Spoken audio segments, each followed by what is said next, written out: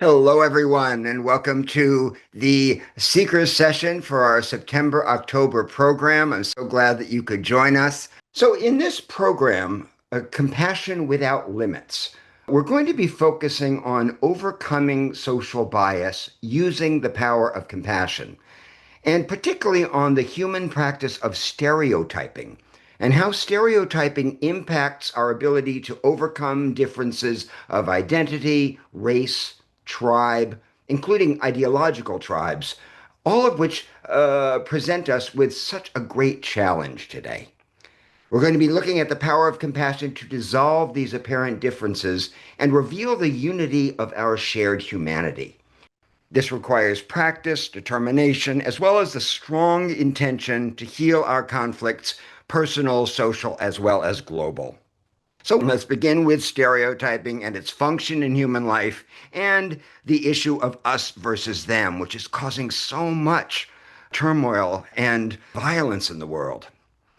Group self-favoritism remains our greatest ethical albatross as a species. Let me read you the C.S. Lewis quote. He says, "One of the dominant elements in all men's lives is the desire to be inside the local ring and the terror of being left outside. Of all the passions, the passion for the inner ring is the most skillful in making a man who is not yet a very bad man do very bad things," unquote.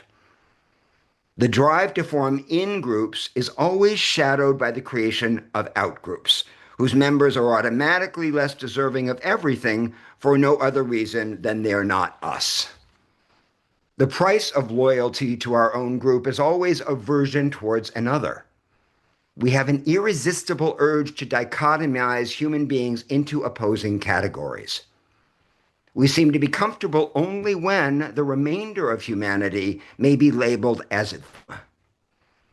When there's a history of enmity between groups, we're even more likely to fall prey to what Sigmund Freud called the narcissism of minor differences. This is the sort of antipathy that haunts closely related tribes like the Greeks and the Turks, the Tutsi and the Hutu, and the Indians and Pakistanis. This group splitting causes violence. It also makes for some very dark humor. It's interesting to learn that there's only one type of universal human joke, and that's what we call a Polak joke, a Polish joke.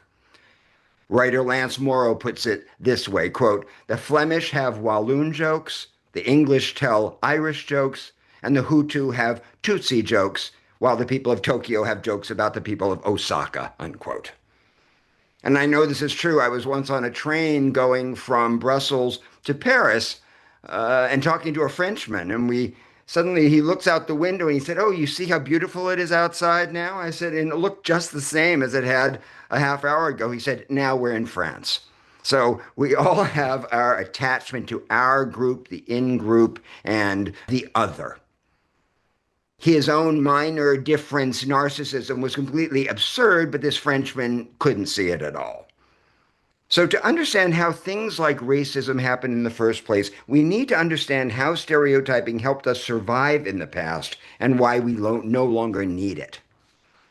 Stereotyping is, as I was just saying, an evolutionary mechanism that provided visual shorthand for threatened creatures avoiding enemies in a brutal world. From an early age, our minds become seduced by the opportunity to form categories, turning the messiness of the world into an orderly zone of recognizable types and races. Our preconceived stereotyping ideas attribute certain general characteristics to all the members of a class or a set. These stereotypes then fix themselves in the psyche by correlating variables that are only loosely associated, if at all. What this is a corruption of a normal cognitive function, namely categorization. The word stereotype derives from the Greek for solid and impression. So we carve out solid-seeming fixed impressions of types or groups and then use these generalizations to make snap judgments about individuals. Such categories help us to order our world and provide us with quick information. By assuming that the next entity they encountered in a given category had the same main features as the last, our ancestors saved a lot of time and bloodshed. Though inaccurate, stereotyping is highly efficient in that sense. Unfortunately, after we've organized everyone into tidy categories, we have every reason to avoid processing new or unexpected information that suggests that people don't fit into their stereotypes. Locking people into place by typing them also helps us to feel good about ourselves. Designating one's own group as the standard or normal group, and then assigning others groups considered inferior or abnormal protects us from anxiety and boosts our feelings of self-worth. Stereotypes and their wicked spawn prejudice tend to appear early in psychological life, before the beliefs that are used to justify them make their appearance. And that's why prejudice is so often morally dumbfounding. When we reach inside for reasons why we hate a certain group or type or another, we often come up with nothing but rationalizations. Once a negative bias is formed in us, our emotional lenses become clouded unless we take the time to wipe the cloudiness off of our perspective. Prejudice is also self-perpetuating. Scanning our environs, our minds tend to seize on whatever they can to confirm our biases and disregard evidence to the contrary. And that's, of course, why there is so much talk about confirmation bias when we're looking at tribalism and polarization in society. Like hypotheses trying to prove themselves, stereotypes tend to be self-fulfilling and derogatory. For early man, this may have been better to be safe than sorry. But this moral hardware is very crude, and it's frequently stupid, and it's often wrong.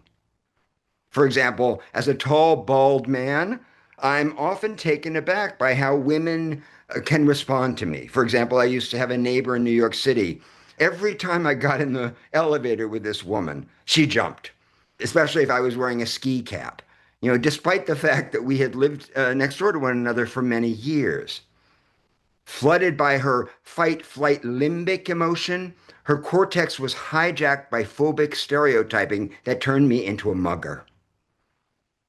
When reason is incapacitated in this way, we tend not to ask ourselves corrective questions. Does this person really seem dangerous? Do members of this other group really have the bad traits that I ascribe to them? We seldom pause to ask ourselves these questions before our automatic reactions kick in. Because stereotypes and prejudices live tucked away in the unconscious recesses of the mind, they're very hard to locate and dismantle. To make matters much worse, stereotypes become bound to fixed emotional patterns in us that privilege the in-group types over the outsiders. Nature has given us what's known as a hostile imagination for the same reason that we're born with a negativity bias. Otherness alienates automatically, whether it's otherness of race, of religion, nationality, gender, sexuality, or political orientation. Should one of them presume to speak to one of us, their voice isn't heard as fully or openly as it would be by a member of our in-group. And the gulf that divides us from them builds with the silencing of empathy and compassion. I-you becomes I-it, and a bloody line is drawn in the sand. Philosopher Martin Buber put it this way: with the words us, them, the world is divided into two: the children of light and the children of darkness, the sheep and the goats, the elect and the damned, unquote. Many years ago, I interviewed Eckhart Tolle. It was right after 9/11, and he described this us versus them dynamic to me in this way. Eckhart said, when we label other people, they become concepts. When people become concepts, it becomes possible to treat them in any way that we like. This is how atrocities are possible between human beings. It is the label, the concept, that is the cause, unquote. The habit of labeling other people, which most of us do every day of our lives, helps us turn them into objects unworthy of full consideration. Individuals in categories then become ciphers. They're robbed of their humanity. Objectified and dehumanized, they cease to rouse our fellow feeling. And this is how ethnic cleansing can happen, for example.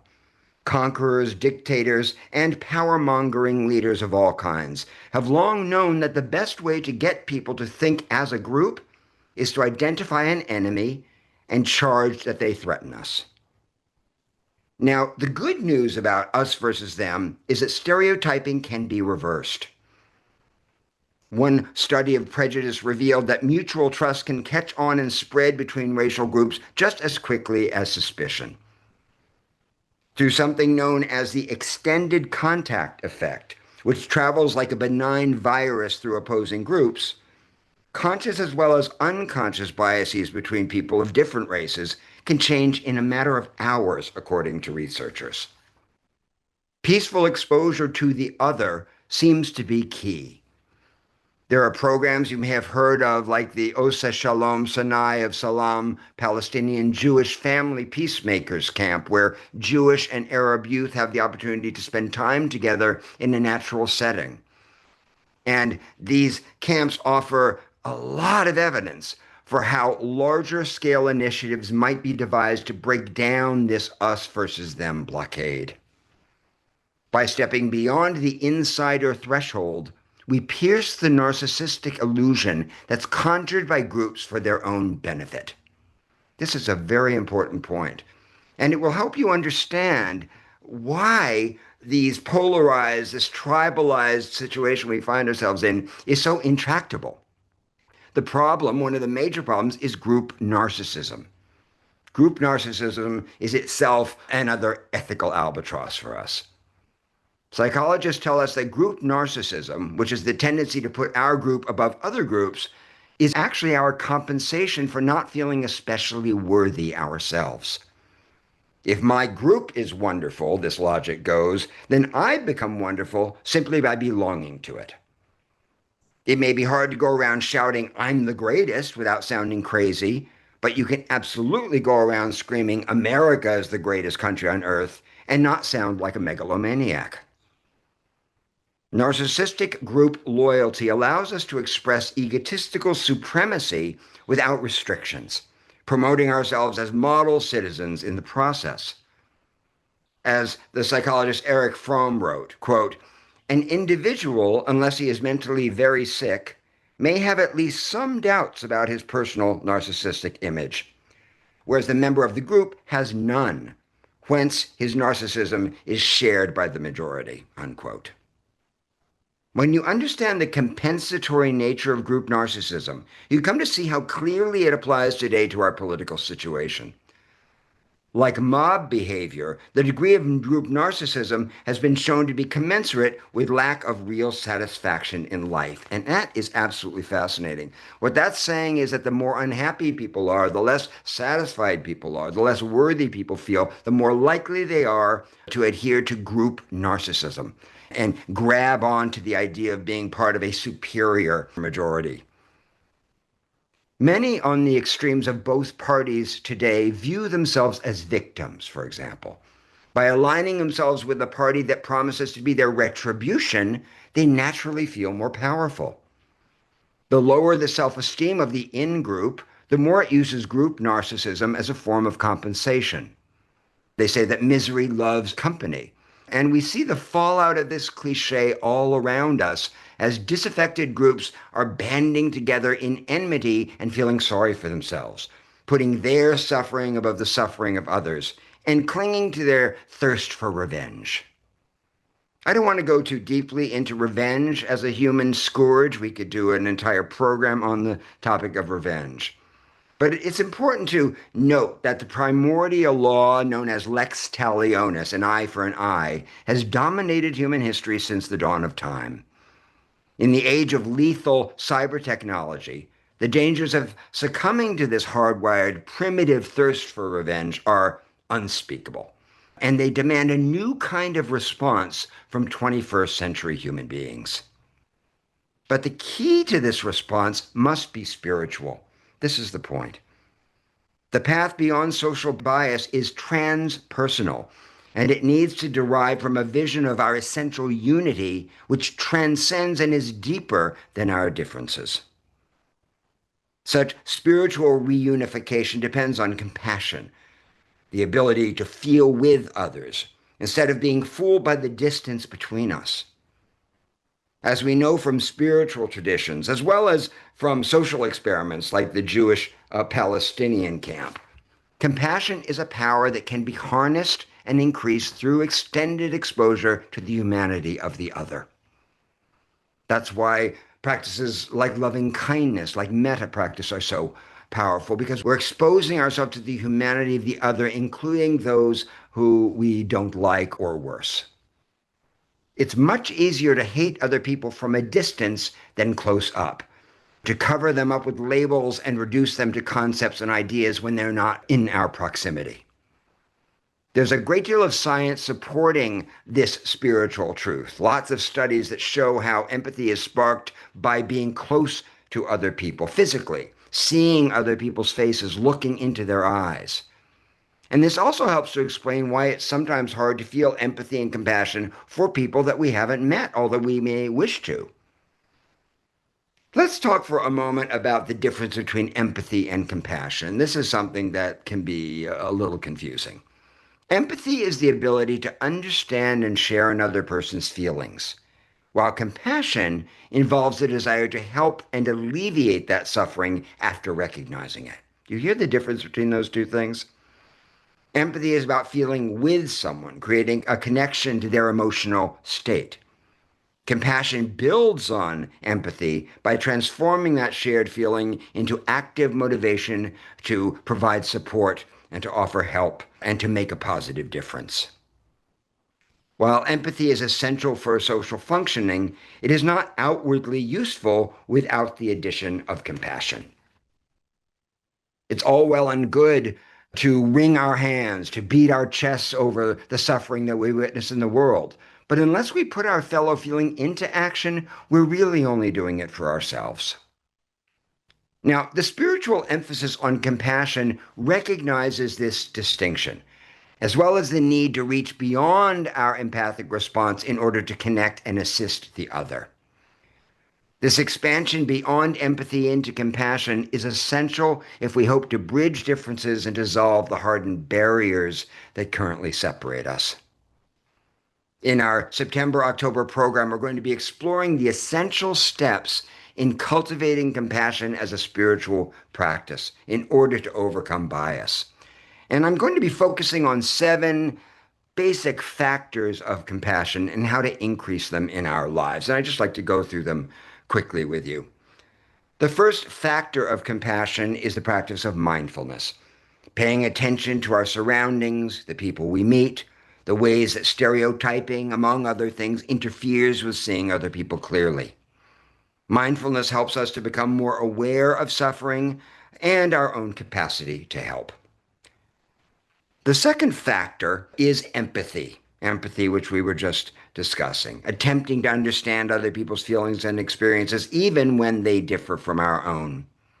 Stepping across the divide of difference is challenging, but it is essential to any kind of spiritual orientation.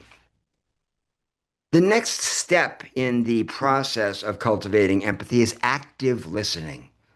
Listening attentively to others without judgment, which shows that you care and can help you to understand their needs. Listening is a skill that many of us are quite weak at, which is something that we are witnessing in our public discourse as well. So we're going to be looking at what it means to become an active listener and how that changes our relationships. The next factor is engaging in self-compassion, learning to treat ourselves with the same kindness and understanding that we would offer to a friend, especially during difficult times. Without self-compassion, compassion toward others is incomplete. We put their pain above our own, which only leads to ignoring our needs as well as burnout. And many of us have probably seen that with folks we know who are well-meaning people doing service in the world, who are forgetting in all their care for others self-compassion. And that's how we burn out. The next factor of compassion is taking action, as we're saying, turning empathy into service of some kind, no matter how small. Tiny acts of kindness and offering tangible help to those who are suffering is a balm for the spirit and extremely important to our self-esteem, among other things. The next step toward cultivating compassion is practicing gratitude and forgiveness, which is emphasized in nearly all spiritual traditions. We've talked about forgiveness a lot in the Seeker's Forum, but really its power can't be overestimated. When you understand that forgiveness is first and foremost a selfish act that helps you not be controlled by your past, you overcome the false idea of forgiveness as letting the other person off the hook. Appreciating the good in your life and practicing forgiveness for both yourself and others does foster a more compassionate outlook, a more expansive and connective outlook. And finally, we're going to be looking at ways of cultivating a mindset of shared humanity. A mindset of shared humanity is absolutely essential for healing our personal lives as well as the rifts in our society. Remembering that everyone experiences challenges and imperfections helps to create a common bond. It also helps us to release self-righteousness, group narcissism, and the need for revenge, which in turn creates a sense of shared experience that we're all in this together. As we're going to be talking about, it's impossible to cultivate these factors of compassion from an egotistical perspective. It's only by expanding into spiritual wisdom that we can hope to transcend our hardwired tendencies toward defensiveness, self-protection, and othering and social bias. We need to step into the transpersonal realm. The self-interested ego can never see beyond its own limits, its own needs, and its own fears. But spirit does have the capacity to embrace contradictions, to make room for opposites, to move toward a unified, healed, and whole view of what's possible in the world. And these factors of compassion and the practices of overcoming social bias has never been more important than it is at this moment, which is why I wanted to cover this in our upcoming program. So, Jay, why don't you pull up the prompt and we're going to do a little writing together. Here we go. I'd like you now, please, to take 20 minutes to write about what groups you negatively stereotype and why. The why is very important. In what ways might your stereotyping be incorrect? And try to be as honest as you can when you're doing this writing. 10 minutes in, Jay will open up the breakout rooms if you would like to connect with other members, and I'll be giving you a couple of prompts in the meantime. Enjoy the writing. 20 minutes, please.